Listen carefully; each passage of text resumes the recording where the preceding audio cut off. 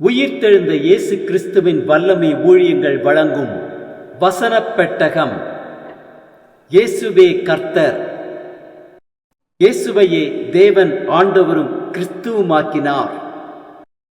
இயேசுவே ராஜாதி ராஜா, கர்த்தாதி கர்த்தா. கிறிஸ்துவே மரித்தோர் மேலும் ஜீவனுள்ளோர் மேலும் ஆண்டவர். கிறிஸ்துவே போதகரும் ஆண்டவருமாயிருக்கிறார்.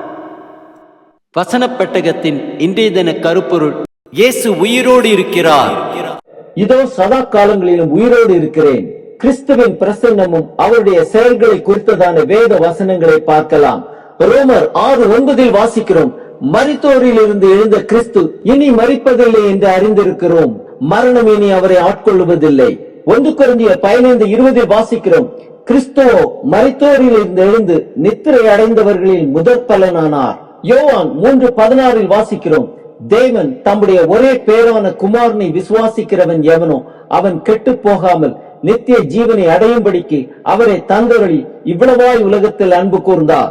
1 யோவான் 5:13 வாசிக்கிறோம், உங்களுக்கு நித்திய ஜீவன் உண்டென்று நீங்கள் அறியவும் தேவ குமாரனுடைய நாமத்தின் மேல் நீங்கள் விசுவாசமாய் இருக்கும் இவைகளை எழுதியிருக்கிறேன். யோவான் 14:6 வாசிக்கிறோம், அதற்கு இயேசு, நானே வழியும் சத்தியமும் ஜீவனுமாய் இருக்கிறேன், என்னாலே அல்லாமல் ஒருவனும் பிதாவினிடத்தில் வரான். 1 யோவான் 5:12 வாசிக்கிறோம், குமாரனை உடையவன் ஜீவனை உடையவன், தேவனுடைய குமாரன் இல்லாதவன் ஜீவன் இல்லாதவன்.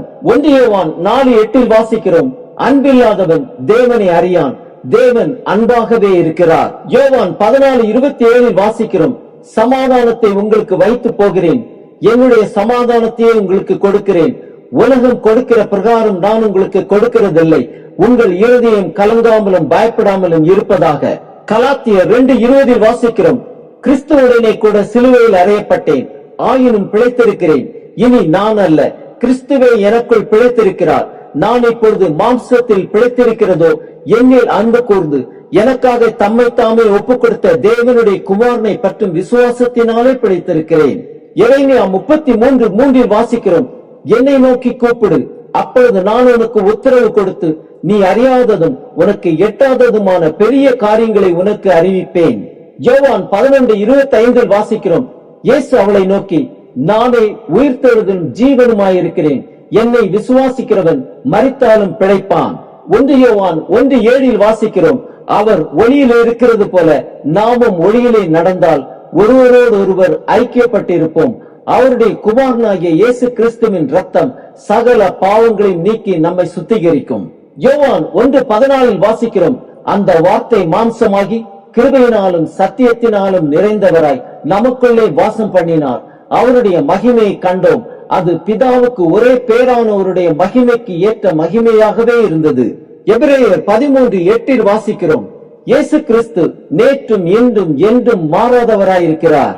எபிரேயர் 11:6 வாசிக்கிறோம், விசுவாசம் இல்லாமல் தேவனுக்கு பிரியமாய் இருப்பது கூடாத காரியம், ஏனென்றால் தேவனிடத்தில் சேருகிறவன் அவர் உண்டென்றும் அவர் தம்மை தேடுகிறவர்களுக்கு பலன் அளிக்கிறவர் என்றும் விசுவாசிக்க வேண்டும். மத்தேயு 28:18 வாசிக்கிறோம், அப்பொழுது இயேசு சமீபத்தில் வந்து அவர்களை நோக்கி, வானத்திலும் பூமியிலும் சகல அதிகாரமும் எனக்கு கொடுக்கப்பட்டிருக்கிறது. அப்போஸ்தலர் 4:12 வாசிக்கிறோம், அவராலே அன்றி வேறு ஒருவராலும் ரட்சிப்பு இல்லை, நாம் ரட்சிக்கப்படும்படிக்கு வானத்தின் கீழங்கும் மனுஷர்களுக்குள்ளே அவருடைய நாமமே இல்லாமல் வேறொரு நாமம் கட்டளையிடப்படவும் இல்லை. ரோமர் 12:2 வாசிக்கிறோம், நீங்கள் இந்த பிரபஞ்சத்திற்கு ஒத்த வேஷம் தெரியாமல் தேவனுடைய நன்மையும் பிரியமும் பரிபூர்ணமுமான சித்தம் இன்னதென்று பகுத்தறியத்தக்கதாக உங்கள் மனம் புதிதாகிறதுனாலே மறுரூபமாகுங்கள். ஆம், நானே வழியும் சத்தியமும் ஜீவனுமாய் இருக்கிறேன் என்று சொன்னவரை அண்டிக் கொள்வோம், அந்த பரலோக ராஜ்யத்தை சுதந்திரித்துக் கொள்வோம்.